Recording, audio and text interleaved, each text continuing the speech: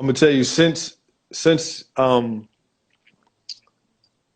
you introduced me to Ball and Parlay, Hmm. I can't get the song out of my head, and I'm like, you know what? Like, what's the process? Like, incoming freshmen, do they make them learn that song before they Yeah, can move on? Or I think a lot of the kids learn the song before they get there because they've heard of it. okay, Many of them have been on trips, and it's just one of those things that, as they call it, the shed. okay, Everybody knows about the shed, man. And yeah, so it's one of those things that you like, all right, let me make sure that I learn this song. And then all the other songs that we sing, you learn them as the games go by. So in September, you may not know not one song. By October, you know all the oh, songs. It's just it's a rite of passage, and I think the students get there 2 3 hours before the game to get their spot, and you just gotta. It's just a fun experience. It's probably the best um, college football atmosphere in Division 2.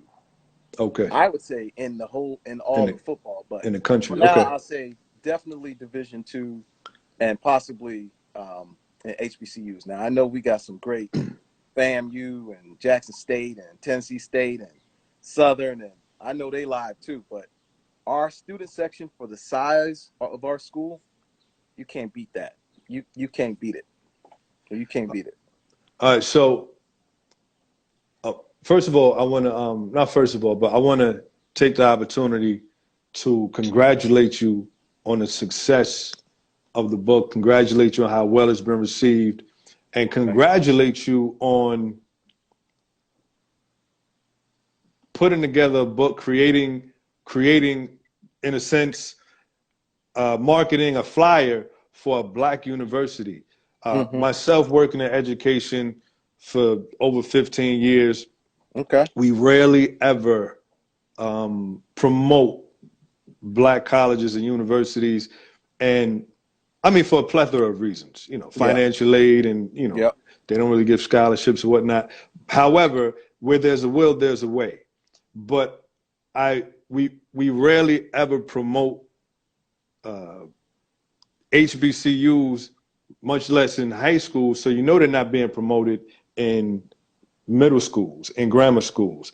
And what your book represents is exposure to young kids Yep. at an early age so that they can know about Tuskegee University, they can know No about question. Tuskegee, Alabama, they can know about Booker T. Washington, they can Yeah. learn about uh, uh, George Washington Carver, George they can Washington learn Carver. about Absolutely. all of the things that Tuskegee has contributed to the world. That's And so right.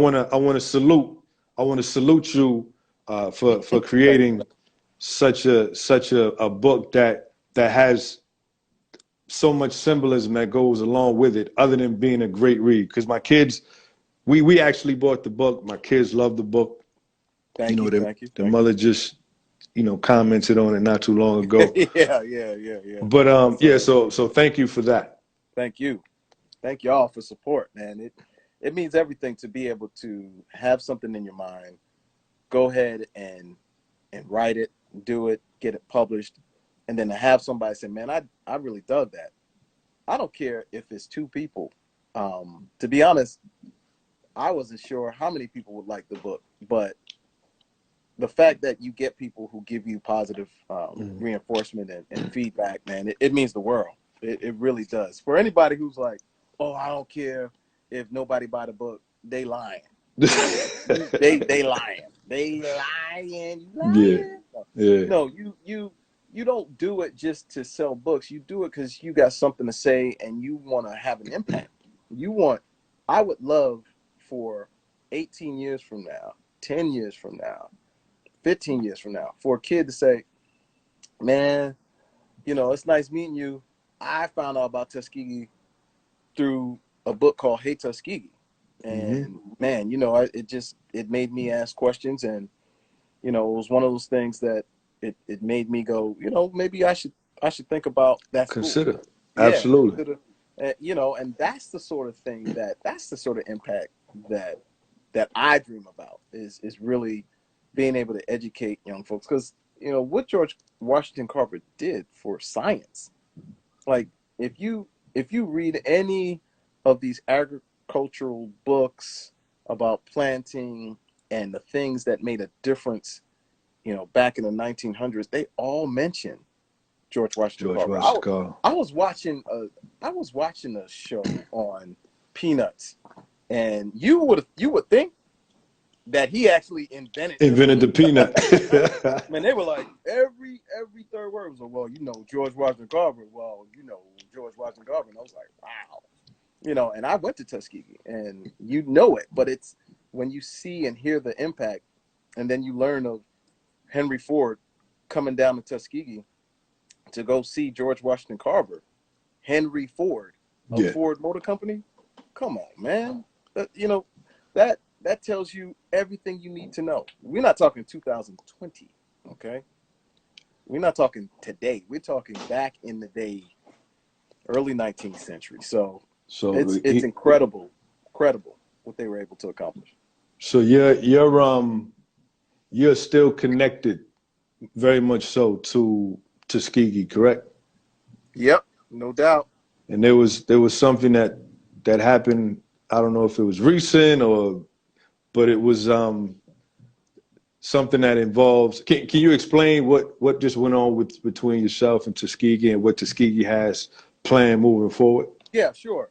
So I am now going to be part of a young alumni group with Okay. Tuskegee. So some folks are like, you ain't that young. It don't matter. I'm still fairly young, okay, in the grand scheme of things.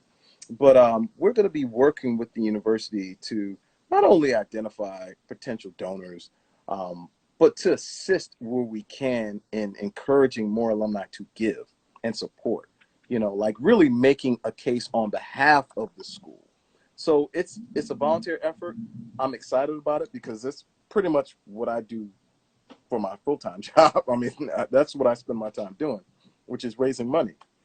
But being able to do that for your alma mater and to support them, I think is just fantastic. So I'm just looking at helping them, whether it comes down to making homecoming an opportunity for folks to give more money, or whether they are traveling to the Northeast and they want to have a dinner and they're trying to figure out who we should invite. And if there are folks who would be interested in hearing more about a campaign or a particular project to support, we would love to be able to help Tuskegee in that way and say, listen, like we know of some folks that may have the ability to make a gift for some different things on campus. We want to put you two together, and that's what we want to do. So we're going to be doing that along with some other alumni who, again, be doing the same thing. It's all about helping Tuskegee get to where we need to be. It's really what it comes down to. Now I had a thought. This is maybe a year ago that one of the reasons why it's so difficult to get funding to go to a HBCU is because of a lack of funding. Yeah, So yeah, one way to gain finances hmm is through sports. I said to myself, if more black athletes says, you know what, I'm going to Tuskegee to play hmm football, basketball. I'm going to Norfolk. I'm going to Hampton. And we made those schools just as powerful as the Dukes, the Kentuckys, the yep, the Louisvilles, the yep, Michigan States, the yep. Michigans. That would draw in more people. That would draw in more finances. That would draw in TV deals Yep. that pay millions per game. What are your thoughts? What are your thoughts on that? Because what I'm seeing is this year there are two or three that I've seen. One committed to Howard, another one committed to another Yep. HBCU. So I'm hoping that trend continues. Like, what are your thoughts on that? Yeah, it's so funny because my wife and I talk about everything that's going on, and Hmm. some days you're like, man, it's the end of the world. It's the end of the world. It's the end of the world. Let's just call it what it is. And then you go, No, it's not. But this is what it took this to get to where I think we're going, which is a consciousness of these young players are going, okay, TV, Nike, Under Armour, Adidas, television, radio, publicity, you know, all these things that people tell you, like, you got to go to these big schools to get. A lot of that is true because I've worked at those big schools. There ain't no question about that. But I think they're starting to understand that, man, when you great, you gonna get there. It You doesn't Walter matter where you Payton, are. Yeah. Walter Payton didn't go to, Louisiana State. Jerry Rice didn't go to Ohio State. Scottie You know, Pippen didn't go to come on, man. North I mean, Carolina, no, he so did not. No, he didn't even go to Arkansas. He went somewhere. yeah, Pine Bluff? No, not Pine yeah, Bluff. He didn't go to Pine Bluff. Arkansas, some small school.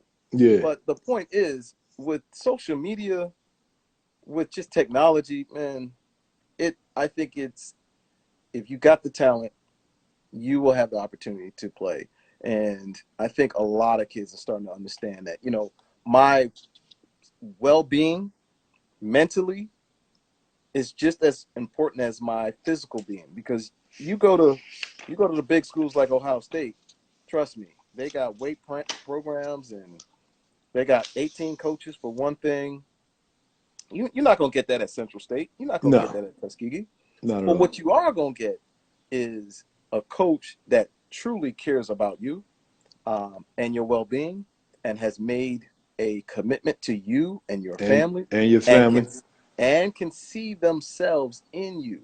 So they want the best for you. It's not about, well, you come in and we use you and then we move on to the next brother. No, because they're part of this community, and I think that makes all the difference. And so I think you're getting a lot more HBCU grads who are going to say, listen, why don't you just put a HBCU on your list and you go visit, okay? Like, don't just dismiss it. And I think Yeah, that's what's happening, because people are taking those visits and those guys are going, hmm, this looks like a place that I could feel comfortable. This looks like a place that nobody's going to question, oh, well, I'm not good enough to be here because I'm just playing ball. yeah. You're not going to have those issues. We don't have those issues. So I think that's something that I think that message is coming in, and I think you're gonna see a wave of guys make the leap. And once those guys go to the pros, I'm telling you, It's going to be a game changer. and it's gonna be a game changer. But there's gonna be a lot of backlash, and all of a I'm sudden, sure. there's gonna be a lot more rules in place, and everybody know what I'm talking about, because Well, you know what? That's just one more thing that we would have to overcome, and we are not not foreign to that. no, we're not. No, we're not. Yeah.